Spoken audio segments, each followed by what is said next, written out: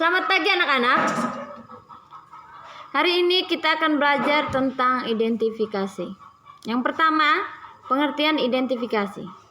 Dalam rangka penyelenggaraan pendidikan inklusif, guru di sekolah reguler perlu dibekali berbagai pengetahuan tentang anak berkebutuhan khusus.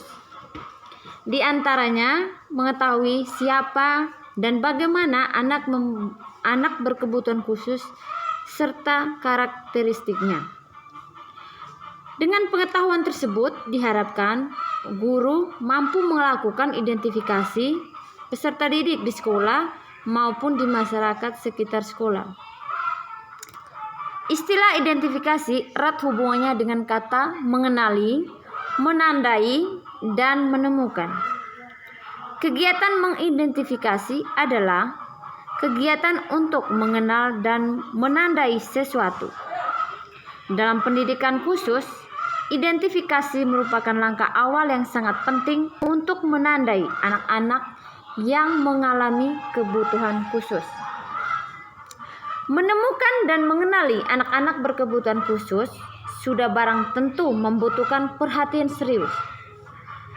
Ada anak-anak yang dengan mudah dapat dikenali sebagai anak berkebutuhan khusus. Tetapi ada juga yang membutuhkan pendekatan dan peralatan khusus untuk menentukan bahwa anak tersebut tergolong anak berkebutuhan khusus. Anak-anak yang mengalami gangguan atau hambatan fisik misalnya dapat dikenali dengan keberadaan fisiknya. Sebaliknya, untuk anak-anak yang mengalami hambatan dan dalam segi intelektual maupun emosional memerlukan instrumen dan alasan yang rasional untuk dapat menentukan keberadaannya.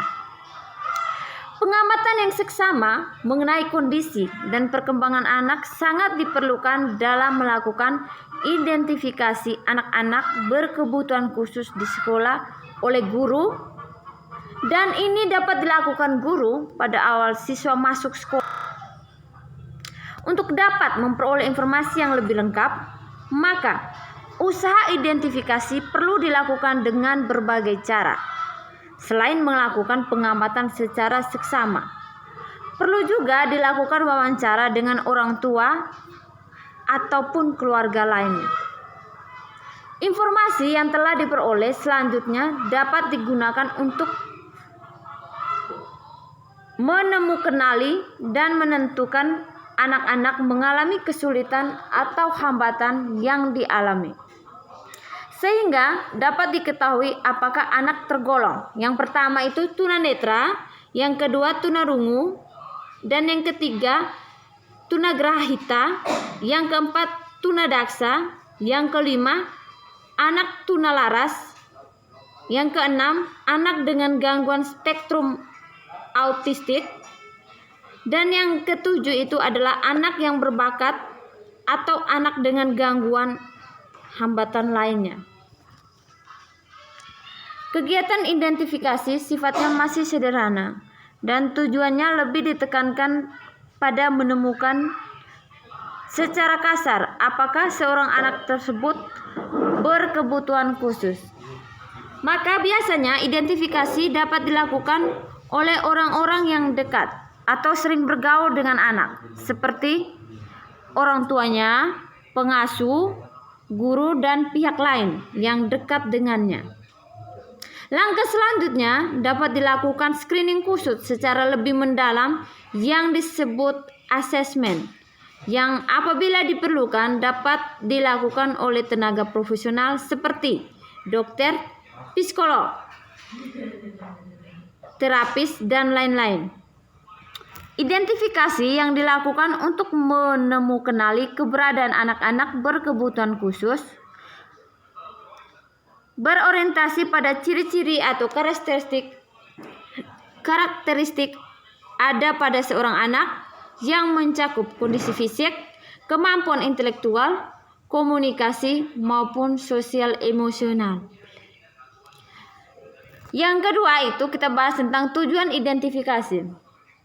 Dalam konteks pendidikan inklusif, proses identifikasi adalah proses identifikasi anak berkebutuhan khusus memiliki tujuan. Jadi tujuan yang pertama itu adalah penjaringan atau biasa disebut dengan screening. Yang kedua itu adalah pengahlitanganan atau biasa disebut dengan referral. Dan yang ketiga itu adalah klasifikasi. Yang keempat, perencanaan pembelajaran, dan yang kelima adalah pemantauan kemajuan belajar. Secara rinci, kelima hal tersebut akan dijelaskan. Jadi penjelasan itu yang pertama itu adalah penjaringan. Penjaringan atau screening. Proses penjaringan dilakukan terhadap sebuah anak kelas, anak yang berada di kelas. Jadi pada tahap ini, identifikasi berfungsi untuk menandai anak-anak mana yang menunjukkan gejala-gejala tertentu, lalu kemudian diambil kesimpulan mengenai anak mana yang mengalami hambatan dan kebutuhan tertentu. Yang kedua, penglihatan atau biasa dikenal dengan referral. Setelah melalui proses penjaringan, maka diperoleh informasi mengenai anak-anak mana yang tidak perlu dirujuk ke tenaga ahli lain sehingga dapat ditangani sendiri oleh guru dan memberikan layanan pembelajaran yang sesuai. Dan anak-anak mana yang perlu dirujuk atau dikonsultasikan terlebih dahulu kepada tenaga ahli yang berprofesional. Baru kemudian dapat ditangani guru. Proses perujukan inilah yang disebut dengan pengahlitanganan atau referral. Yang berikut klasifikasi. Pada tahap ini dilihat apakah anak-anak yang dirujuk ke tenaga profesional tadi memerlukan penanganan lebih lanjut atau apakah mereka dapat diserahkan kembali kepada guru untuk mendapatkan layanan pendidikan khusus. Jika menurut hasil konsultasi dengan tenaga ahli didapati bahwa anak perlu mendapatkan penanganan lebih lanjut, misalnya berupa pengobatan, terapi, latihan-latihan tertentu, maka guru mengkomunikasikan hal tersebut kepada orang tua peserta didik yang bersangkutan. Sebaliknya, apabila tidak ditemukan indikasi yang cukup kuat bahwa anak tersebut memerlukan penanganan lebih lanjut, maka anak dapat dikembalikan ke kelas semula untuk mendapatkan layanan pendidikan khusus di sekolah reguler. Peran guru di sini hanya memfasilitasi dan meneruskan informasi kepada orang tua mengenai kondisi anak. Guru tidak memberikan pengobatan atau melakukan terapi kepada anak. Tugas guru adalah memberikan layanan pendidikan yang sesuai dengan kondisi anak.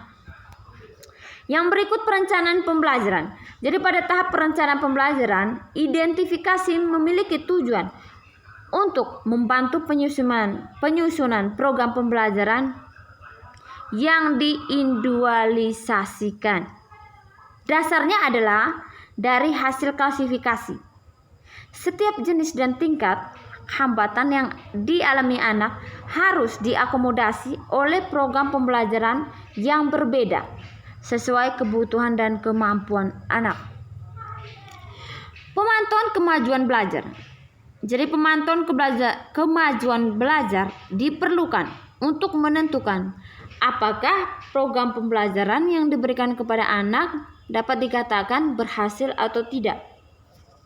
Jika anak tidak mengalami kemajuan yang berarti dalam kurun waktu tertentu, maka perlu ditinjau kembali apakah diagnosis awal sudah tepat dan apakah program pembelajaran individual serta metode pembelajaran diterapkan sudah sesuai. Demikian juga apabila pembelajaran dilakukan menunjukkan kemajuan yang signifikan, maka pemberian layanan atau program pembelajaran dapat dilanjutkan atau dikembangkan. Baik, sekian dulu untuk hari ini anak-anak. Ibu berharap bahwa kamu dapat memahami apa yang Ibu jelaskan. Selamat pagi. Salam sejahtera untuk kita semua.